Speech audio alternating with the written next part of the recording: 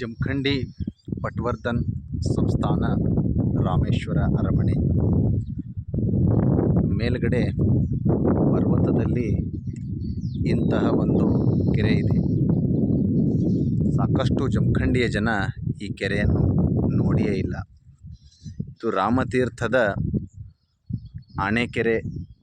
ಅದಾದ ನಂತರ ಮೊದಲನೇ ಕೆರೆ ಬರುವುದೇ ಈ ಗಾಣಿಗಿತ್ತಿ ಕೆರೆ ಎಂದು.